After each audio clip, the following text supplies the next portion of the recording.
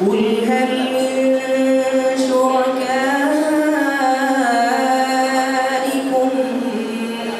من يهدي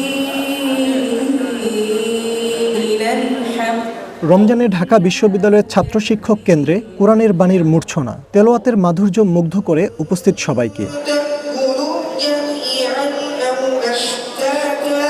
ক্যাম্পাসে দ্বিতীয়বারের মতো হিফজুল কোরআন ও কোরআন তেলাওয়াত প্রতিযোগিতার আয়োজন করেছে বাংলাদেশ জাতীয়তাবাদী ছাত্রদল। 4টি গ্রুপে অংশ নেয় প্রতিযোগীরা। ছাত্র সংগঠনটির নেতারা বলছেন, রমজানে পবিত্র কোরআনের আবহ পৌঁছে দিতেই এমন আয়োজন। বিগত 15.5 বছর আমরা পারিনি, আমরা ক্যাম্পাস থেকে বিতাড়িত ছিলাম, কিন্তু যখনই ছাত্রদল সে সুযোগ পেয়েছে, ঢাকা বিশ্ববিদ্যালয় সহ বাংলাদেশের সকল শিক্ষা প্রতিষ্ঠানে ছাত্রদল শুধুমাত্র এই হিফজুল কোরআন ও কোরআন তেলাওয়াত প্রতিযোগিতায় নয়, অপর সামাজিক ও সাংস্কৃতিক অনুষ্ঠান সহ যতগুলো শিক্ষার্থী বান্ধব এবং পলিসি মেকিং এর জন্য যতগুলো কর্মসূচি প্রণয়ন করা প্রয়োজন আমরা চেষ্টা করেছি।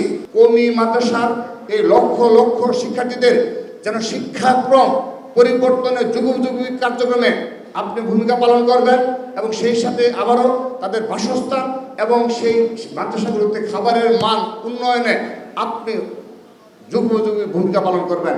অনুষ্ঠানে প্রধান অতিথি হিসেবে যোগ দেন ধর্মমন্ত্রী কাজী শাহ মুফাজ্জল হোসাইন কায়কোবাদ। ইসলামের শত্রুরা নানাভাবে ষড়যন্ত্র করছে বলে অভিযোগ করেন তিনি। তারেক রহমান সাহেবের জন্য আপনারা 2 রাকাত নফল নামাজ পড়ে আল্লাহর কাছে দোয়া করবেন, আল্লাহ পাক যেন ওনাকে হেফাজত করেন, কারণ ওনার বিরুদ্ধে ইসলামের দুশ্মনেরা প্রচুর ষড়যন্ত্র করতেছে যাতে করে উনি কোনো ভালো কাজ না করতে পারে। এই জন্য আপনাদেরকে বেশি বেশি দোয়া করতে হবে ওনার জন্য, দলের জন্যে, এবং উনি যাদেরকে নিয়ে কাজ করছেন তাদের জন্যে, দেশের জন্য আপনাদেরকে দোয়া করতে হবে।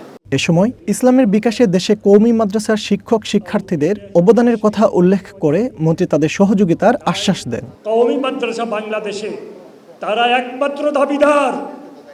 এই বাংলাদেশে কোরআন শিক্ষার জন্য যে ভূমিকা কওমি মাদ্রাসা রেখেছেন আমাদের ছাত্রদলের সভাপতি বলেছেন আমাকে, আমি তাকে ধন্যবাদ দিতে চাই। তার যে উপলব্ধি, আমি অভিভূত হয়ে গেছি।